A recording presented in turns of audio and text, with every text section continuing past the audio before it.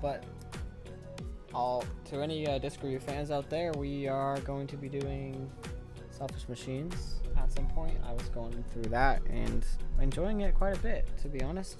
I think I was just in a nostalgic mood, but yeah, definitely looking forward to more Pierce the Veil music. I think maybe we could spend some time just kind of speculating about where do we think Pierce the Veil should go to make themselves interesting in 2022. I mean, it's a different music landscape, and I mean, what is their post-hardcore genre? Like, what is that even like nowadays? Who's ruling that scene, and what are they doing that's cool, and how can Pierce the Veil stand out?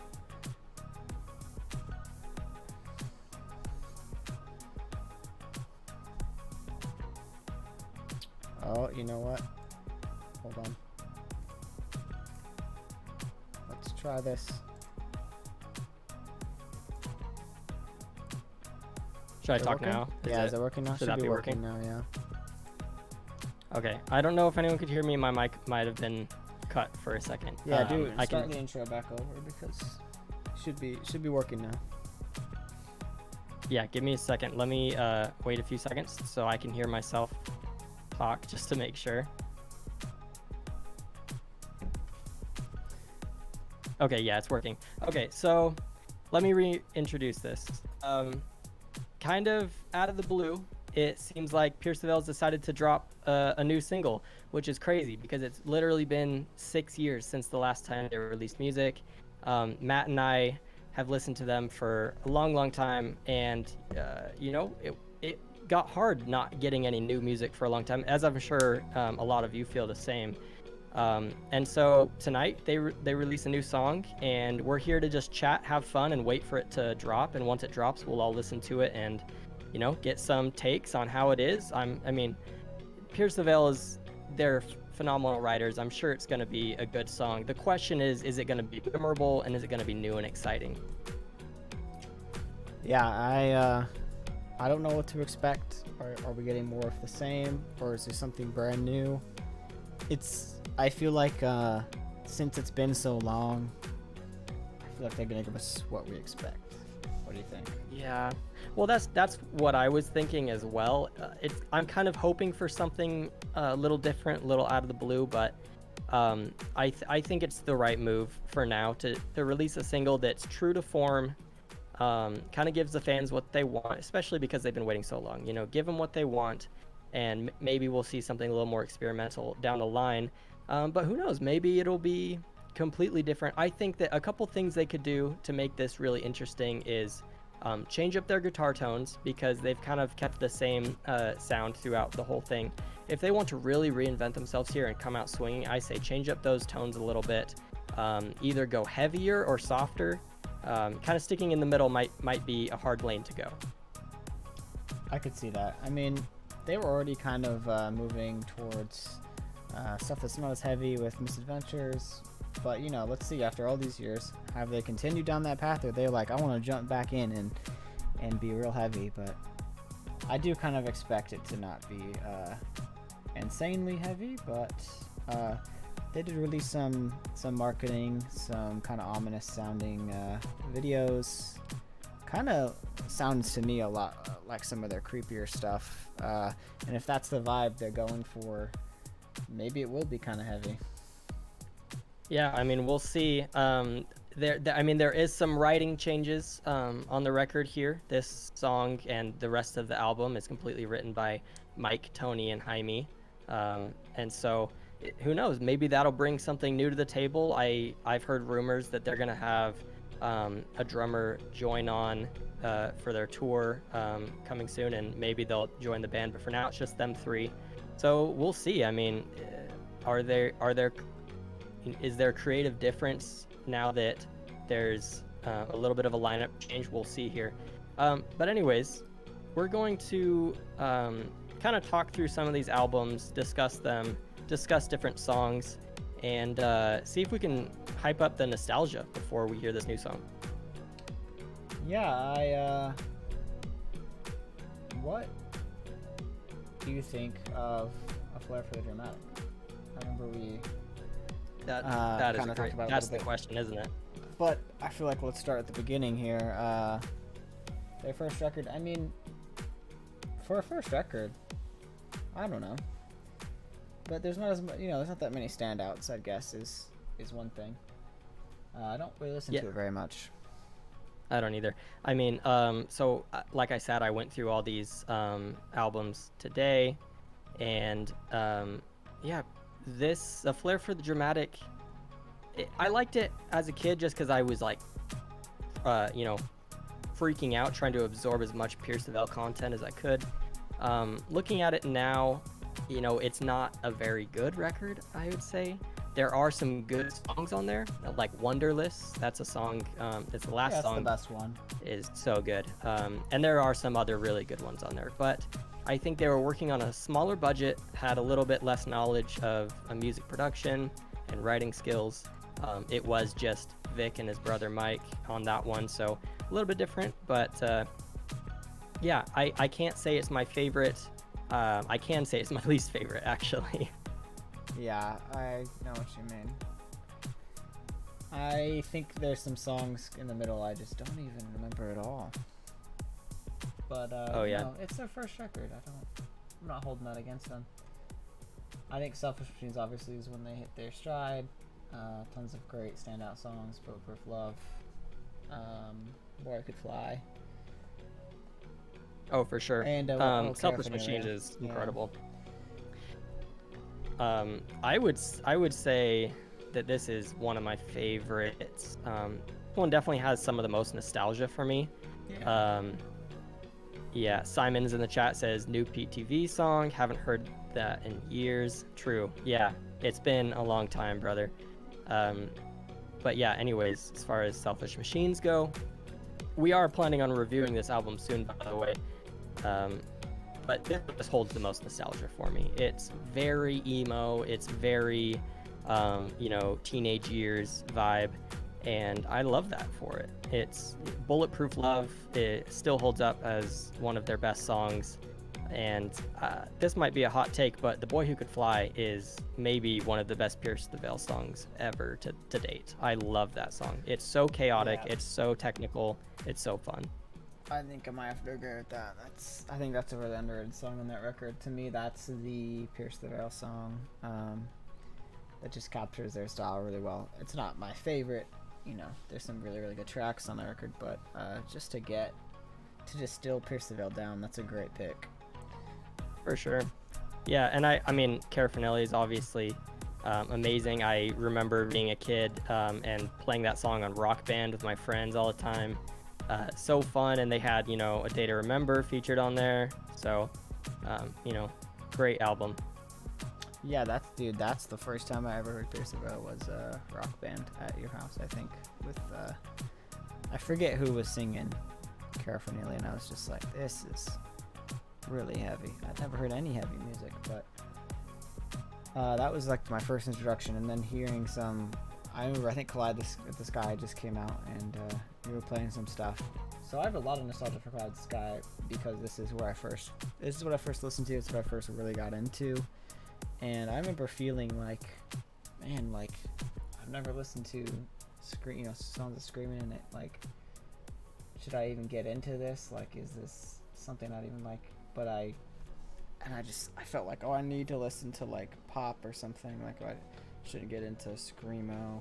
But man, once I let that go, that stigma, I dived so deep into this genre. Really liked this record. Went back to Selfish Machines, and just started like listen to all their discography. Yeah, and this is definitely their most popular album. They released Misadventures after this one, and while it's a good album, it did not perform as well. And there's a few reasons for that. I think King for a Day with Kellen Quinn definitely was such a huge song that this album couldn't help but blow up. And there's other songs like Hell of Imagine Water, Bulls in the Bronx. I mean, so many good ones. And of course, Hold On Till May, which is a fan classic there. Yeah, I mean, this is their biggest record, and I don't know, maybe it always will be. This was just them at their peak. The genre kind of at its peak too. I mean, this was just a big time to be a fan. I watched their tour video they made when I think they did a world tour for Cloud to Sky. And it was just cool to see kind of like that era of Pierce the Veil. I don't know if you've seen that documentary they made. I might have. I mean, I probably did. I watched a lot of Pierce the Veil content back in the day, but it's not ringing a bell. Yeah, this one, it put them on the map for sure, and solidified them as a staple in the genre. So I'm really hoping, fingers crossed, that this new song, does the same thing in a new way. I wouldn't want it to be the same as this record, but if it can come out swinging and introduce some new things that will be like, man, Pierce the Veil is back and they're better than ever, and they're here to stay as one of the kings of this type of music. Yeah, I look forward to getting some weird and mysterious lyrics from Vic. Sure, he well, they better be good. hard He's on been those working. lyrics, Yeah. If anyone knows anything about the lead singer Vic, he is very particular about his lyrics, and it takes him a really long time to write them, and it shows. I mean, he has he has talent. He's a very good lyricist. Lots of great lines in all the records, really, even all the way back to A Flare. I mean, there's some great lines in there, and I think that he only, got better through time, and I think put a lot of pressure on him too, because he knew that people loved his lyrics, that people were getting his lyrics tattooed on their bodies and put on merch, and singing these songs around the world, and so he really wanted them to be good, which led him to also be a little more hard on himself, I think, which is why it's taken so long to get some Pierce the Veil music, and because of a couple other things that have happened. But there's a few reasons why it's been 6 years since we got Pierce the Veil music. I remember the wait. I didn't even really experience all the wait because I wasn't a fan of this music till like 2014, 15. Anyways, I remember us talking about the 4-year wait for Misadventures, and I was like, there's no way they're going to do this again. This is the longest wait you could possibly make your fans wait, and I was, still care. But they're just there's no way you're going to make this back again. This is going to be two years for another album. Here we are at 6 years. I mean, it's definitely had an impact, I think, on a lot of Pierce the Veil fans. For me, I've stopped considering myself much of a fan. But, I'm here. I have a lot of history with this band, so I'm here to give it a chance, check it out, and see if they're going in an interesting direction. Yeah, I mean, it's hard to say you're a fan of a band that isn't actively doing things, I mean, there's lots of bands that, people like music from the 70s and 80s, so it's not to say that you can't be a fan, but it's harder to actively engage with a band when they're not continuously releasing music, going on tour, stuff like that. Yeah, I agree. It's I definitely like that interaction and the constant content and looking forward to something new, and it's an exciting thing to like a band and have them releasing new stuff and engaging. So when I don't have that, I do get a little bored. So we'll see. I'll see how this era of Pierce the Veil goes. What's their what's their marketing going to look like? I would love to see them on tour. I know they are going. I don't know if it's not a tour for this really, since they are an opener, or are they a headliner with them? They might be a headliner, but I think they're not the main act, if that makes sense. I mean, I think they're on the I Prevail True Power tour. So unless they've got talked about a tour other than that one, I don't think they're the main act, but I'm sure they will tour soon after releasing new music. That's always the best way for a band to get their music out there, is to travel around and play it for everyone to hear. So I think I have a sneaking suspicion that it's gonna be heavy. Just the artwork that they've released looks kind of dark, so we'll see here. 11 minutes till it comes out, and sometimes they drop a little early, sometimes they drop a little late. So we're watching here. At least I'm looking at my phone. It doesn't look like it's dropped yet. So let's talk about Misadventures though. My favorite record for sure. Just a lot of. I mean, I was there when it came out. I was very hyped on the lead up.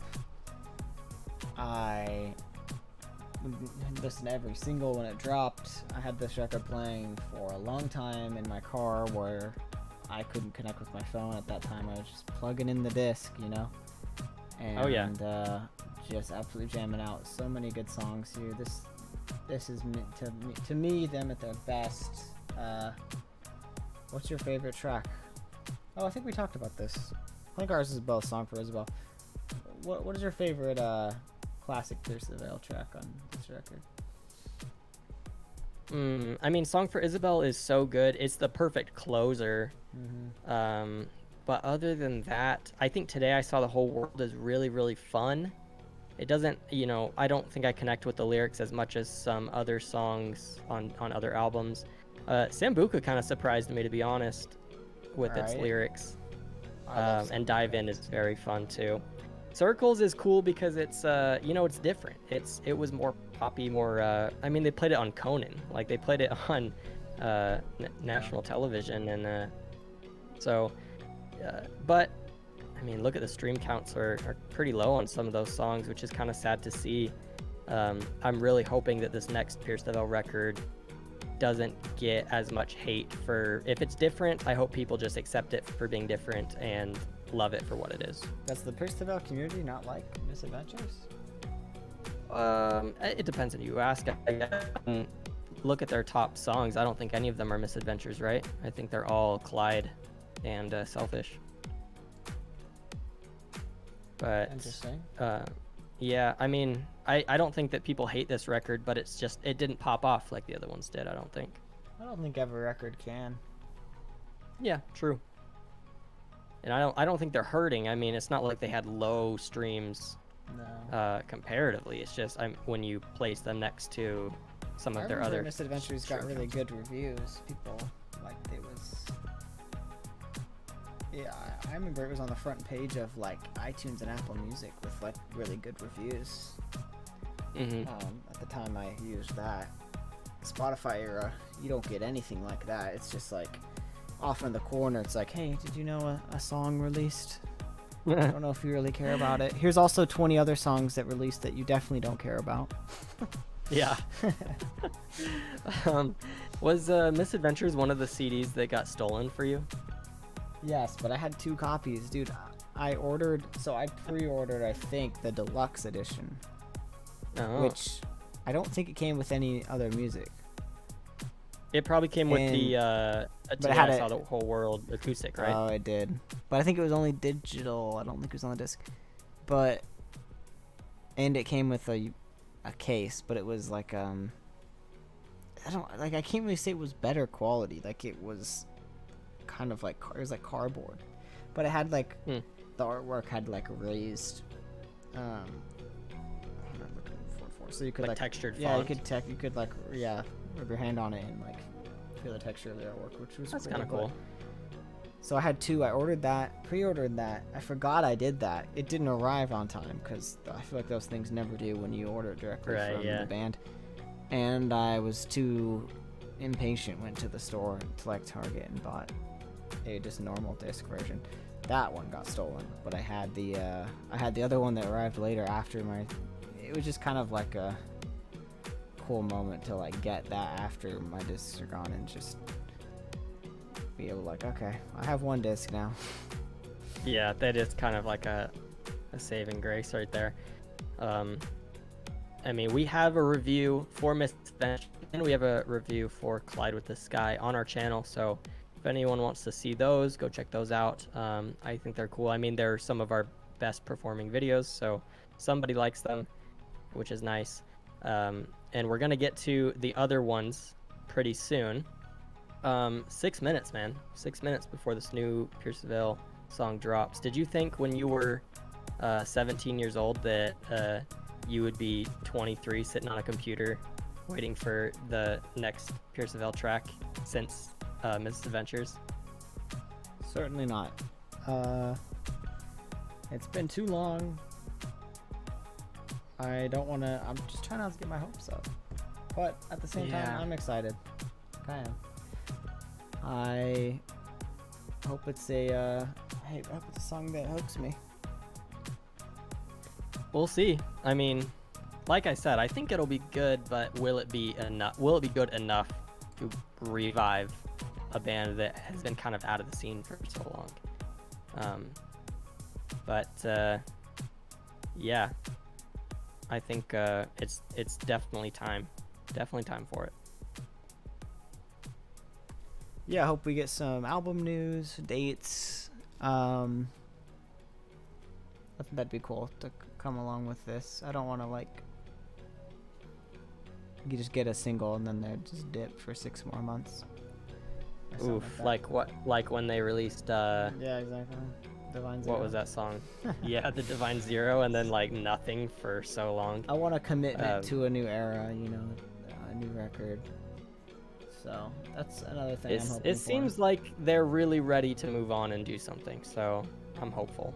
And I mean, we talked about this a little off camera the other day, but King for a Day has a resurgence on TikTok. Everyone's listening to King for a Day right now, so For what it's, reason? They just never heard it, or it just well, yeah, probably most people haven't heard it, and then like a sound part of it blew up.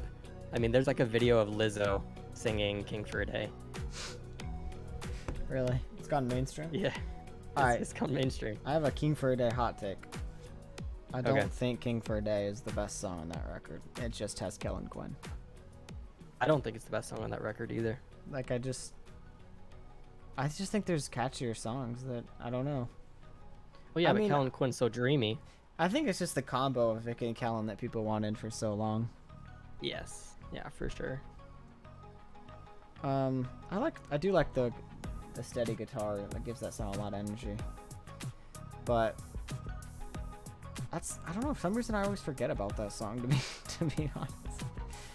I'm I kind just- of surprised that Imagine Water is their second most streamed song. I also cuz I didn't like that song until I was really into Pierce the Veil cuz it's so heavy. Mm-hmm. That might be why. I mean, maybe the heavy gurus kind of just working, latched yeah. onto that. And but why is Bulletproof Love not up there? It's not even the top. It's in 6th place. Okay, well, that's pretty high too. Bulletproof Love's probably my favorite. It's just, to me, it's so unique and it's so standout in a way. I just think is really.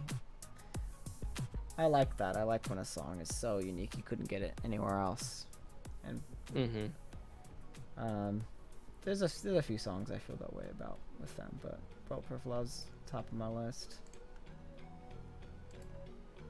Do you think are they releasing a music video with this? Probably. I kind of didn't think about it till just But they now, didn't but say I anything. would assume they would. I mean, they were. I don't know. We'll have to see. We'll search it up.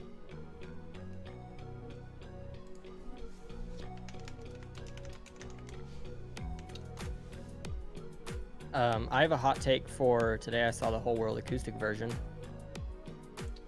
Yeah. What is that? It's not good. I think it's bad. Give it a listen. Well, it's like, is this the song that needs to translate into acoustic and would do so well? I'm not really. Well, and I think it could if they had really stripped it down and kind of just, made a whole new acoustic Really guitar slow. version. Yeah. They kind of just played it the same but used an acoustic guitar, and I think that was a strange choice and weird vibe to go with. But yeah, and there's some other songs on the record that I think would have been better for an acoustic version. Floral and Fading had an acoustic that I think was actually pretty. I don't know. It's been years, obviously, but I thought I liked it, and I always thought it was a shame that it wasn't on Spotify. Yeah, Hold On Till May has an acoustic version, which is pretty good. My phone says 1 more minute. Computer Yeah. says 3, so we'll see which one's right here. Yeah, we will see. I'm hoping that it updates immediately sometimes it doesn't. I mean, I've had it update really quick. Like sometimes bands will be like, "Yo, new song at midnight," and then like 10:45, it's on Spotify. So not the case this time, but we'll see if it's on time.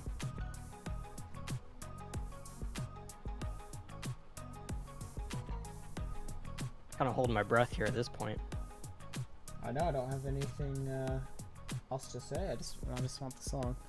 We'll give live reactions. I can't listen to it super well. Maybe I'll put in both earbuds then. Yeah, well, here's the thing, guys. We're not going to play it on the stream because we don't want to get copyrighted. So you play it yourself and listen to it like on your phone or something. That's what we're going to be doing. So you'll hear us reacting to it, but we won't actually be playing the song.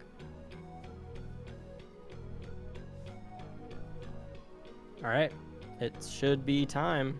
Let's see if it's on there. I'm getting a no. Although I do have an inside person who's been texting me saying they've already listened to the song via back alley links and said it's 11 out of 10 better than King for a Day. That's good news. Yeah, that is good news. So we'll see. Is it on YouTube? It might have hit YouTube. You check. Yeah, I'll check.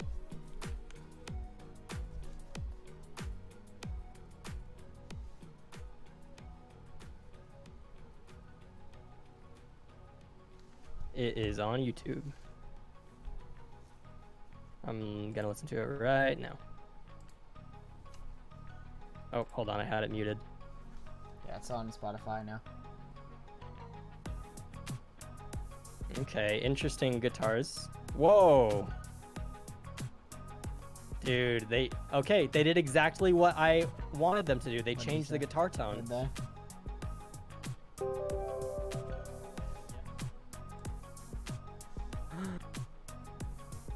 Dog, this is exactly what I was hoping they would do. This is different. Really, really different. Oh my goodness. I can't believe this. Are you listening to it? Yeah, the mix is a lot better. That guitar is way... Oh. This is slapping.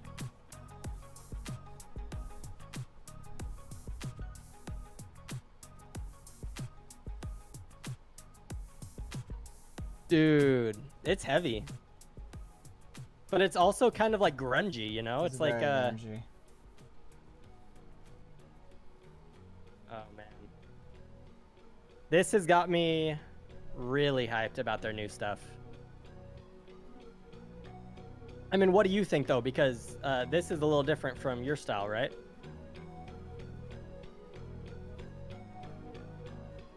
It's working for me. I kind of like the low-key verses. Mm-hmm.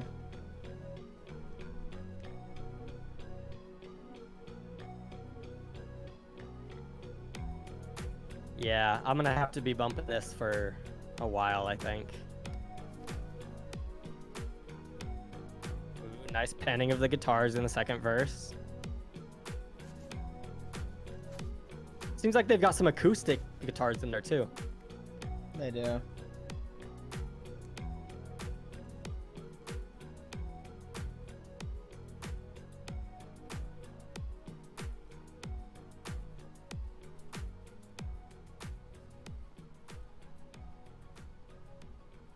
Dang.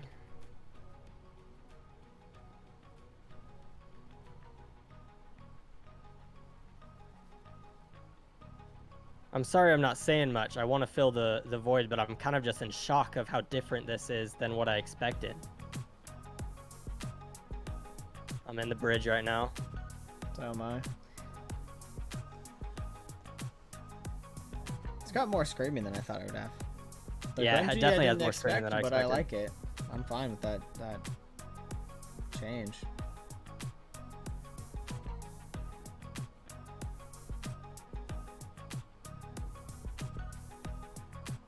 You know, Art just puts a, a crying face in the chat. Should be the happiest day of your Pierce the Veil fan life. Yeah, that. seriously. This is gonna go so hard live. Mm-hmm.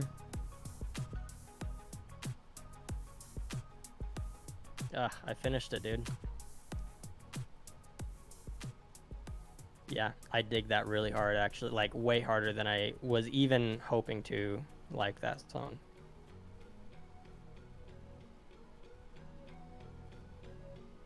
I mean, put your thoughts in the chat if you've listened to it.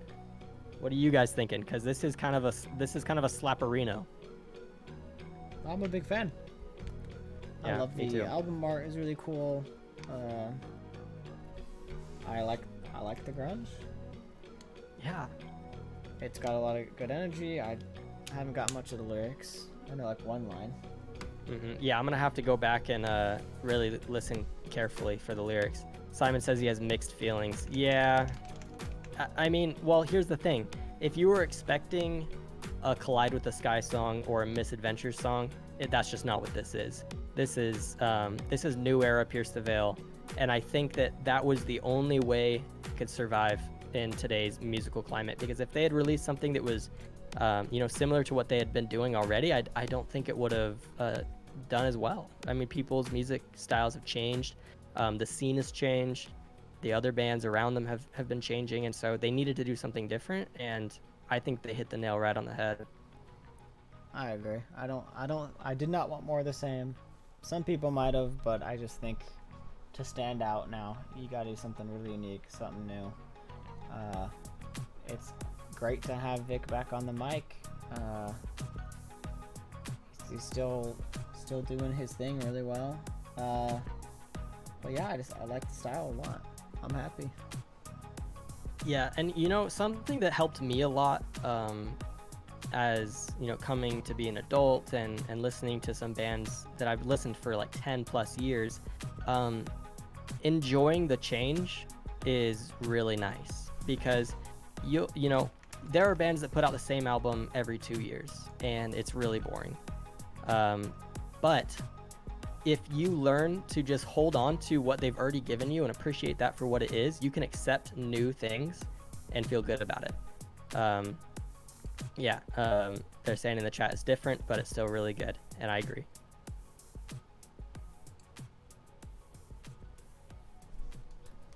Pierce the Veil's back though.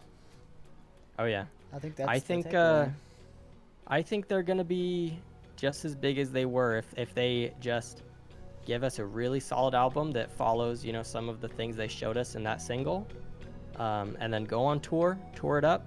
I think that they're going to be back in the game. Let's check some of if they put anything out about a new album. Not seen anything quite yet. Yeah, have you checked their Insta? That's usually where I check.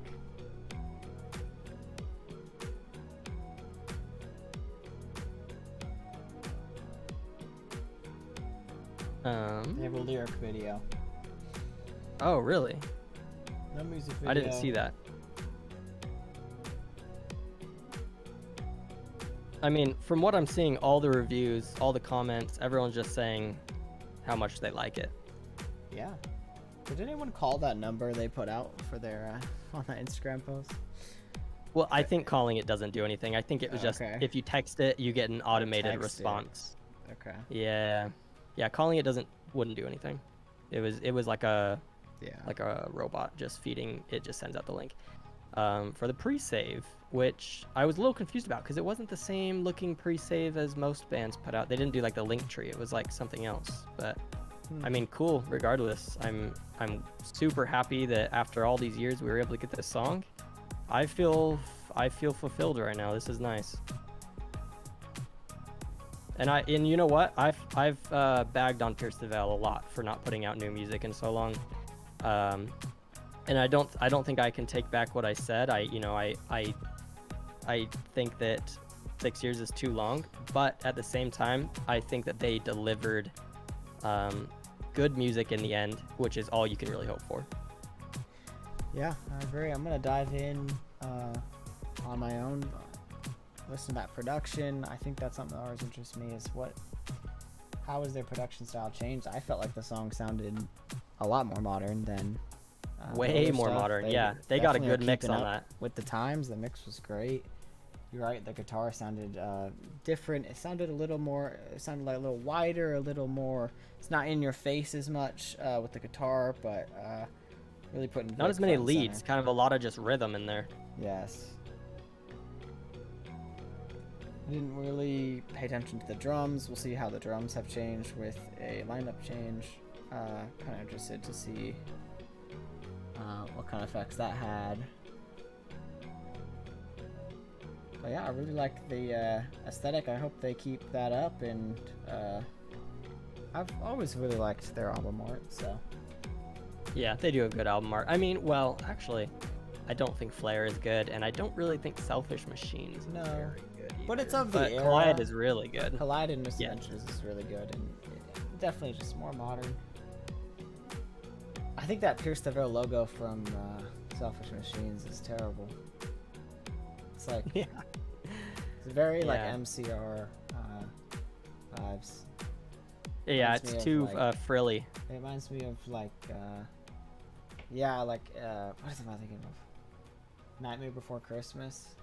Yeah, that's definitely what it looks like.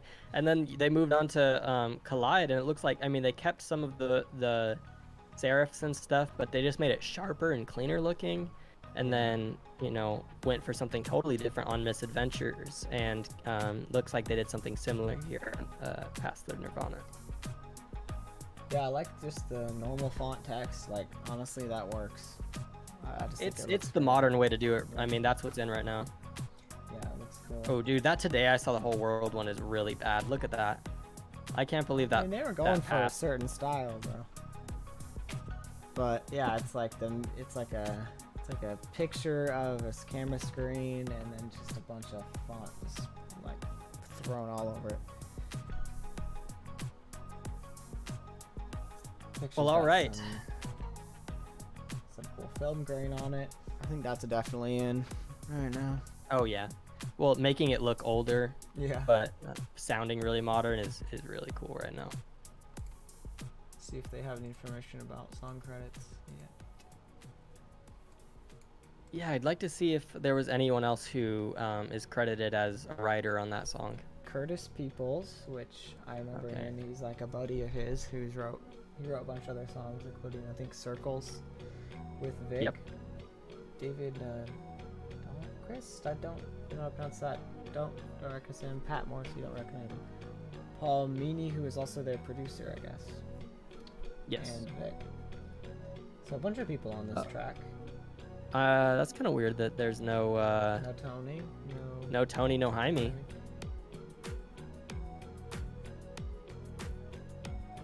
Yeah. Interesting.